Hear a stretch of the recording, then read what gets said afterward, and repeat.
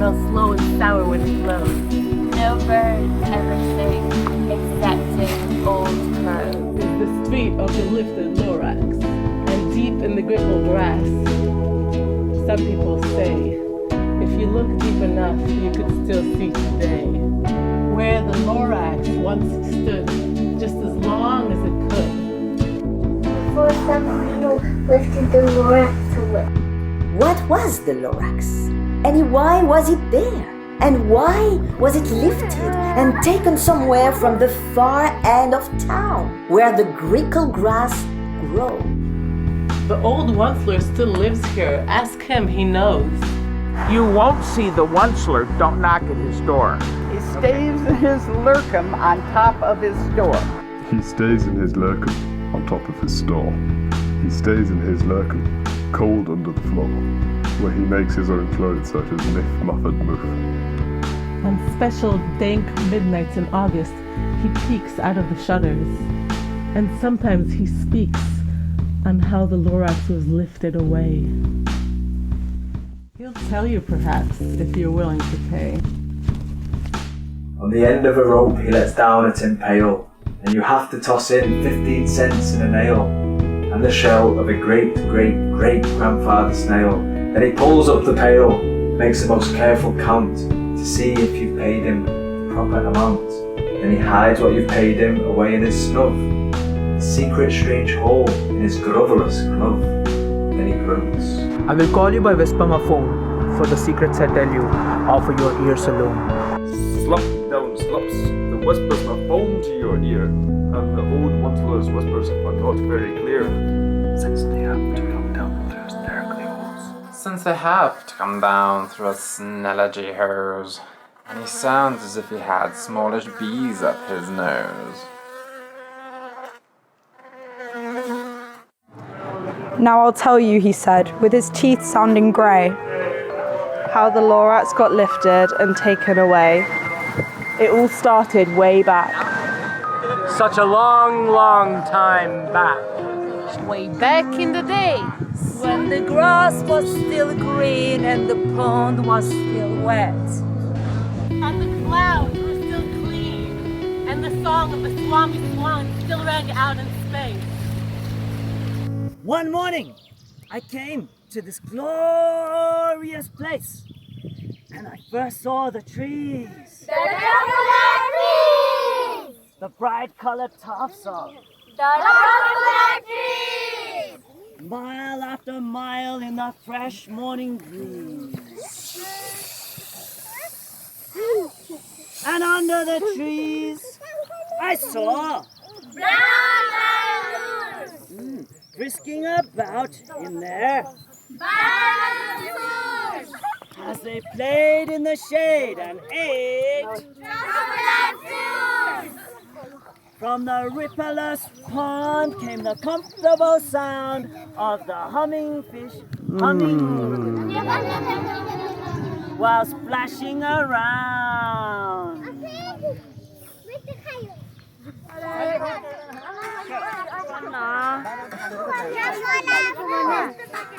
But those truffles. Oh, my Wi-Fi searching Sesame Street with these. Where are you taking the branch to?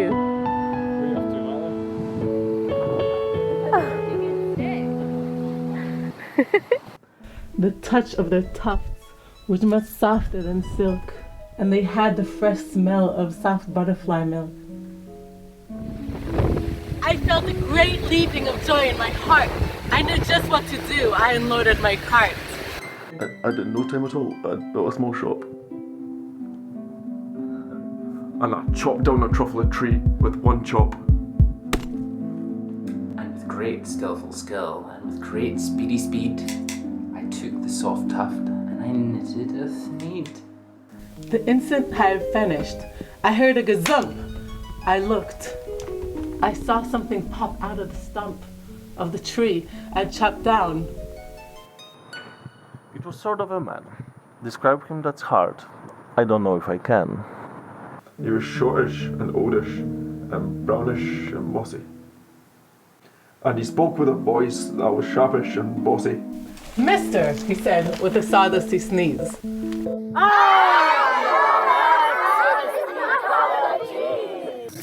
I speak for the trees, but the trees have no tongue.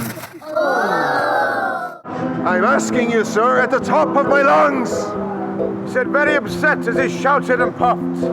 What's that thing you've made out of my truffle tuft?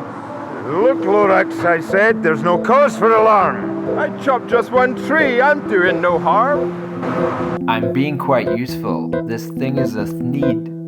A thneed is a fine something that all people need. It's a shirt. It's a sock. It's a glove. It's a hat. But it has other uses, yes, far beyond that. You can use it for carpets. For pillows, for sheets. Or curtains. Or covers of bicycle seats. The Lorax said, "Stop, crazy with greed." There is no one on earth who would buy that false need. But the very next minute, I proved he was wrong, for just at that moment, a chap came along. And he thought the need I had needed was great. And he happily bought it for $3.98. And I laughed at the Lorax. You poor stupid guy. You never can tell what some people will buy. I repeat, cried the Lorax, I speak for the trees. I'm busy, I told him. Shut up if you please. I rushed across the room and in no time at all built a radio phone. I put in a quick call. I called on all my brothers and uncles and aunts and I said, listen here, here's a wonderful chance for the whole Onceler family to get mighty rich. Get over here fast. Take the road to North Nitch. Turn left at Weehawken, turn right at South Stitch.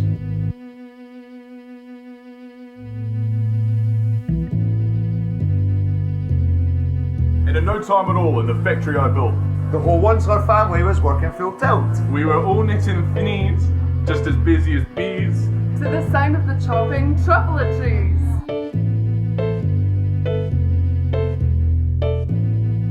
Then, baby, oh baby, how my business did grow. Now, chopping one tree at a time was too slow.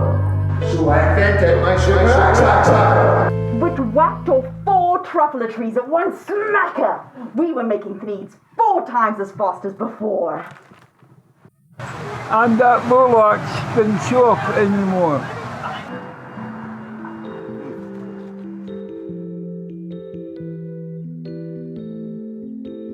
And that Lorax, he didn't show up anymore. But the next week he knocked on my new office door. He snapped. I am the Lorax, who speak for the trees, which you seem to be dropping as soon as you please. But I'm also in charge of the brown Barbaloots, who played in the shade in their Barbaloot suits and happily lived eating truffle fruits. Now, thanks to your hacking my trees to the ground, there's not enough truffle fruit to go around. And my poor Barbaloots are all getting their crummies. Because they have gas and no food in their tummies. Nano.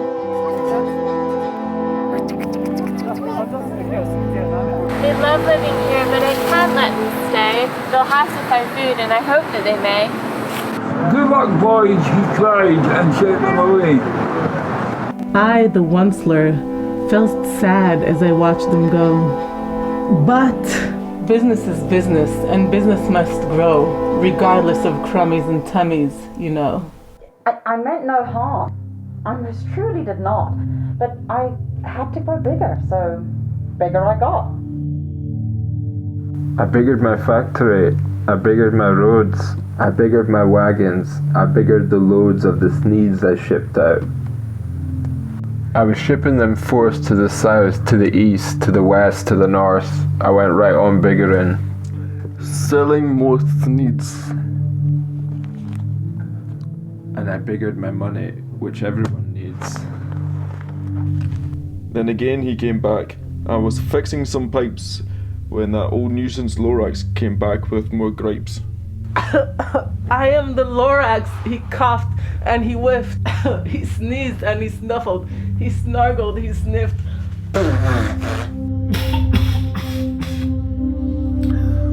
Onceler, he cried with a crofulous croak. Onceler, you're making such smuggless smoke. My first one is one. They can't sing a note. No one can sing. When they have smog in their throat.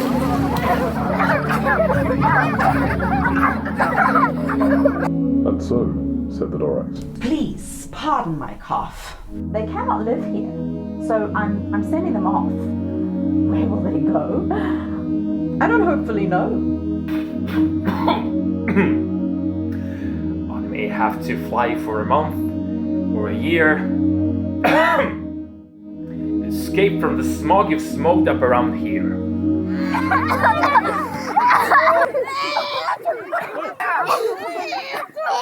What's more, snapped the Lorax. His dander was up. Let me say a few words about Gluppity Glup. Your machinery chugs on day and night without stop. Making Gluppity Glup, also Schluppity Schlupp. And what do you do with this leftover goo? I'll show you, you Onceler man, you. You are glumping the pond where the hummingfish hum. No more they can hum, for their gills are all gummed. So I'm sending them off. Oh, their future is dreary. They'll walk on their fins and get woefully weary in search of some water that isn't so smeary. Then I got mad. I got terribly mad. I yelled at the Lorax. Now listen here, Dad. All you do is yap yap and say bad, bad, bad, bad. Well, I have my rights, sir, and I'm telling you. I intend to go on just doing what I do. And for your information, you Lorax, I'm figuring. I'm figuring. I'm figuring. I'm figuring. No, I'm figuring. I'm figuring. I'm figuring. I'm figuring. And figuring. And figuring. Turning more truffle trees into the needs. Which everyone needs.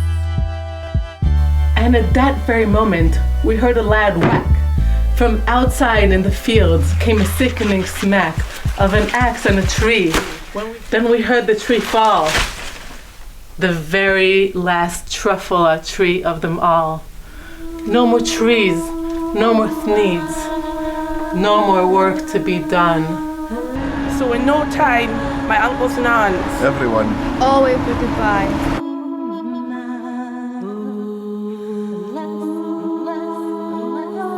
They jumped into my cars and drove away under the smoke-smuggered stars. Now all that was left beneath the bad-smelling sky was my big empty factory, the Lorax and I. The Lorax said nothing. Just gave me a glance. Just gave me a very sad backward glance as he lifted himself by the seat of his pants. And I'll never forget the grim look on his face when he hoisted himself and took leave of this place. Through a hole in the smoke, without a living or trace. And all that the Lorax left here in this mess was a small pile of rocks with one word, unless. Whatever that meant, well, I just couldn't guess. That was long, long ago. With each day since that day, I've sat here and worried away. Through the years, while my buildings have fallen apart, I've worried about it with all of my heart. But now, says a Onceler, now that you're here, the word of the Lorax seems perfectly clear. Unless someone like you cares a whole awful lot, nothing is going to get better. It's not. Unless someone like you cares a whole awful lot, nothing is going to get better.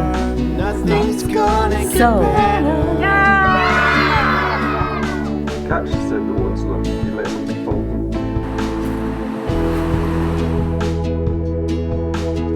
He let something fall. It's a truffle, I see. It's a truffle. It's the last one of all. It's the last one of all. charge of the last of the truffula seeds. And truffula trees are what everyone needs.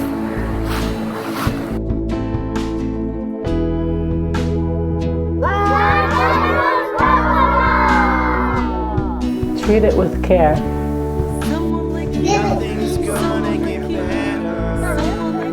Money.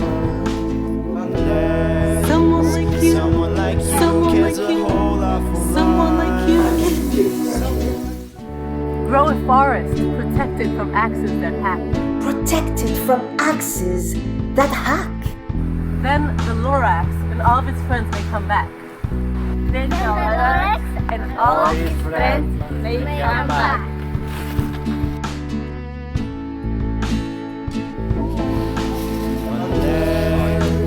Someone like you cares a whole awful lot. Unless nothing's gonna get better.